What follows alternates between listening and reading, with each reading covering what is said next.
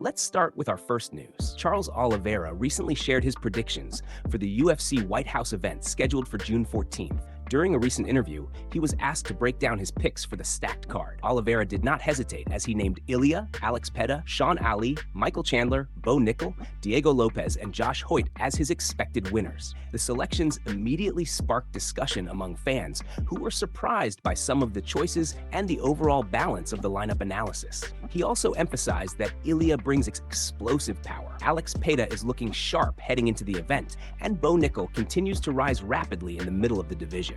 Oliveira pointed out that Diego Lopez and Josh Hoyt also remain dangerous threats, capable of changing the entire landscape of the card with one moment of brilliance. The conversation around his predictions grew even louder when he did not include Mauricio Hufi instead of Michael Chandler, which raised questions across the MMA community about his reasoning behind that decision. Analysts noted that Oliveira tends to favor fighters with aggressive striking and strong finishing ability, especially in high-pressure environments like this special UFC Showcase event format. Overall, the UFC White House card continues to generate massive anticipation as fans wait to see whether Oliveira predictions prove accurate when the fights actually unfold on June 14th, in what promises to be one of the most talked about events of the year. Many observers believe the diversity of his picks reflects the unpredictability of the sport, where momentum can shift in seconds and underdogs often rise to the occasion with stunning performances that reshape entire divisions across the UFC landscape today.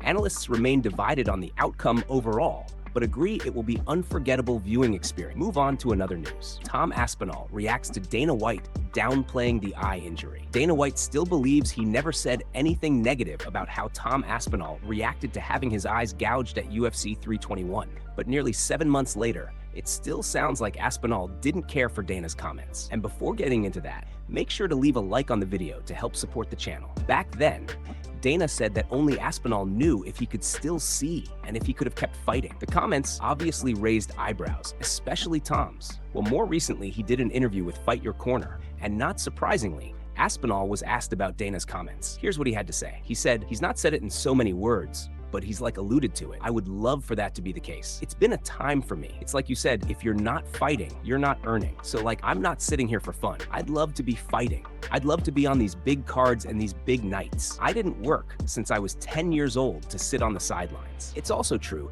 that a lot of people question if Aspinall exaggerated how badly his eyesight was compromised. But that was before he had to undergo multiple surgeries to repair the damage to his eyes. So it's kind of hard to fake that. And unfortunately, during the same interview, Aspinall also reported he still hasn't been cleared to spar. While talking about a timeline for his return, he said, "At the minute, I've just had my recent scan.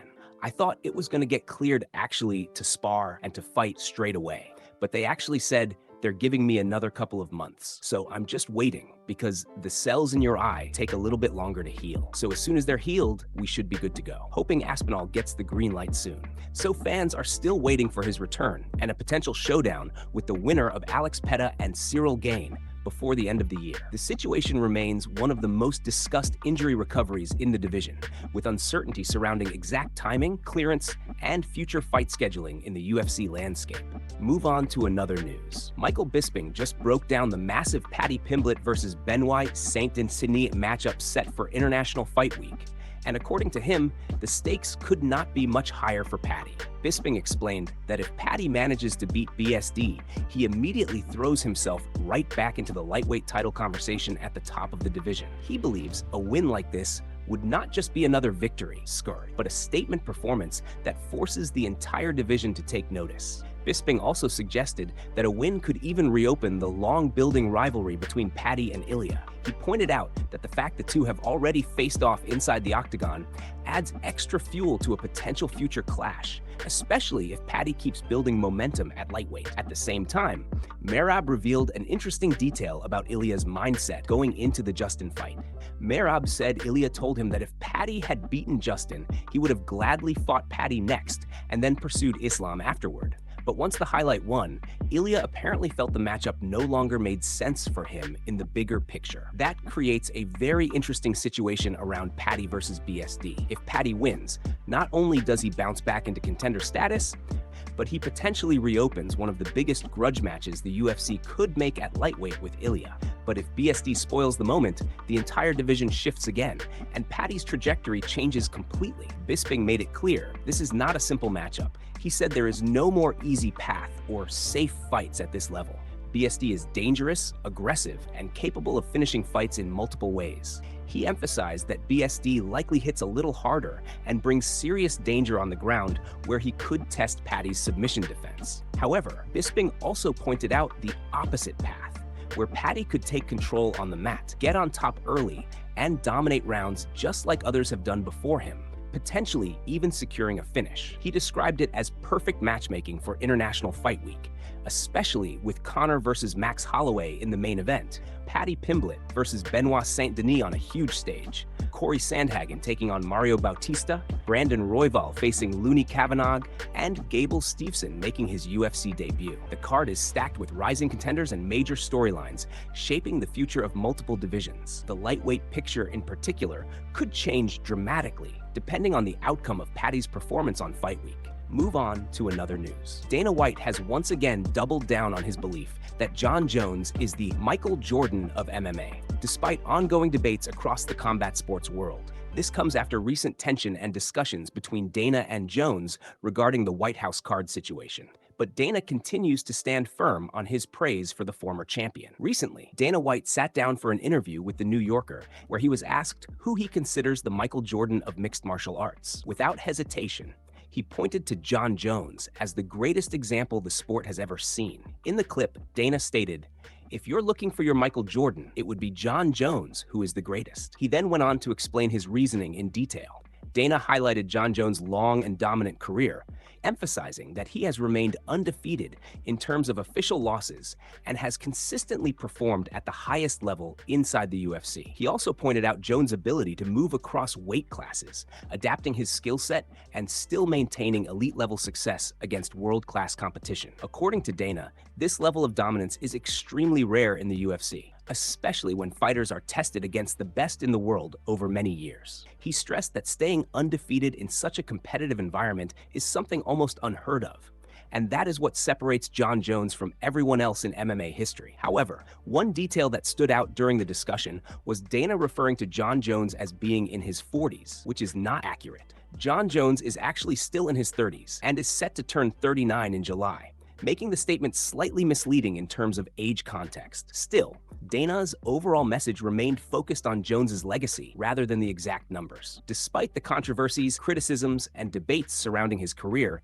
Dana's position has not changed. He continues to rank Jon Jones at the absolute top of the sport, reinforcing the idea that his achievements place him in a category above every other fighter in MMA history. The comparison to Michael Jordan is used to underline that level of dominance, influence, and long-term greatness that Dana believes Jon Jones has established inside the octagon. Move on to another news. Concerns are rising for Conor after ongoing discussions around his recovery from the devastating leg break that shocked the MMA world.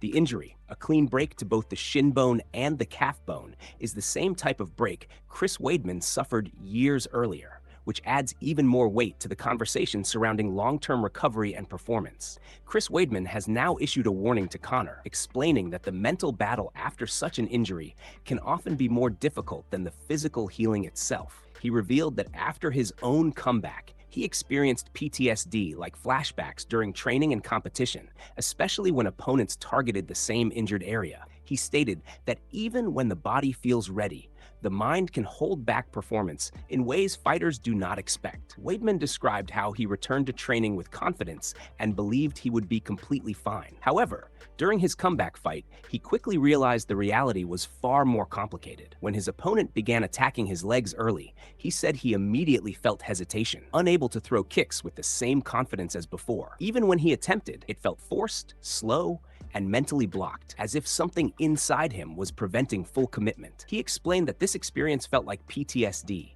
describing it as deeply traumatic and long-lasting. According to him, the impact of such an injury does not simply disappear once the bone heals. Instead, it can leave permanent changes in movement, confidence, and durability. He also noted that even years later, he still deals with physical limitations, including muscle imbalance and lingering weakness in his injured leg. Weidman emphasized that Conor is facing a serious uphill battle. The long time away from competition, combined with the severity of the injury, creates uncertainty about whether he will ever return at the same level.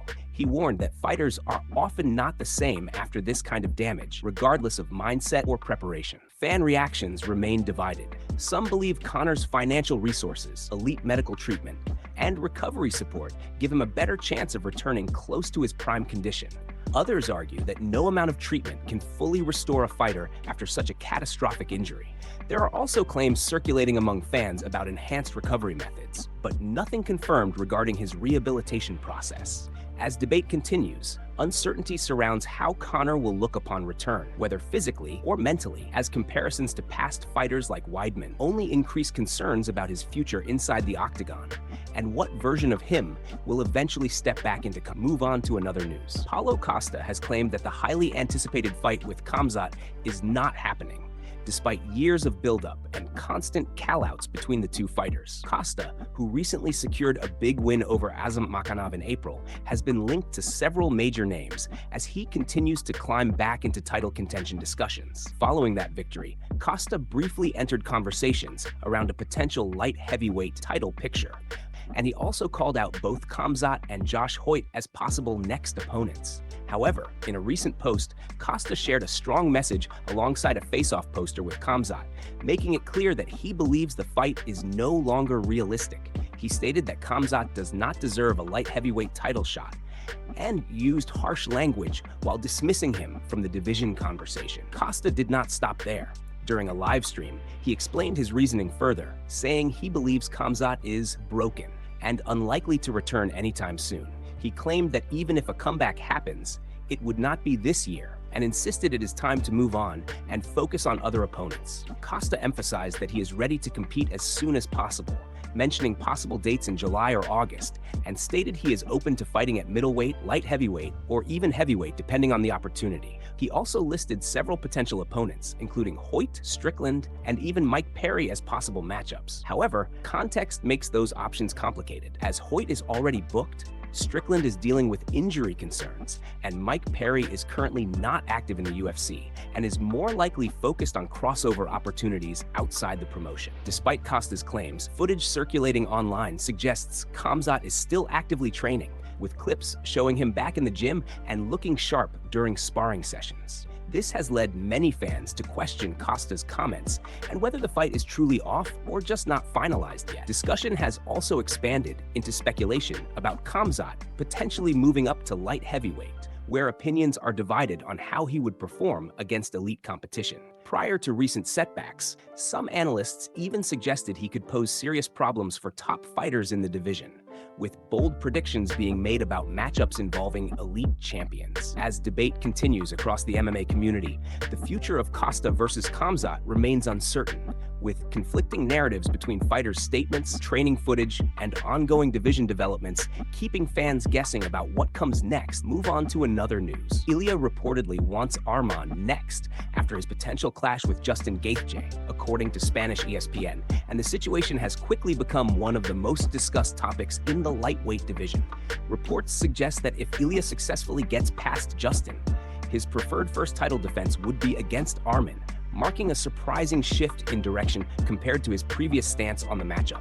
This is especially notable because Arman has remained one of the most consistent contenders in the division for a long time, constantly hovering near the top of the rankings. With the long-rumored Islam situation still uncertain, the lightweight picture may be forcing new decisions at the championship level, leaving fewer clear options for future title defenses. If those other fights do not materialize, the Arman matchup could become unavoidable for Ilia. What makes this storyline even more intense is Ilia's past comments about Arman. He has previously spoken very negatively about the matchup, at one point suggesting he would rather retire than face him. That history is why this recent shift has shocked many fans, as it represents a complete turnaround in tone and potential direction for his title reign. Stylistically, the matchup is considered one of the toughest possible tests in the division. Arman brings relentless wrestling pressure, physical strength, and control that could challenge Ilia in ways few other fighters can. It is a completely different type of fight compared to most striking-based opponents in the lightweight division, and many believe it would be a true championship-level grappling test. Meanwhile, Justin has fired a strong warning toward Ilia ahead of their potential showdown, promising to change his face inside the octagon. He emphasized confidence in his preparation and spoke about how he plans to execute a strong game plan, highlighting the importance of experience and composure under pressure. Justin reflected on past fights, explaining how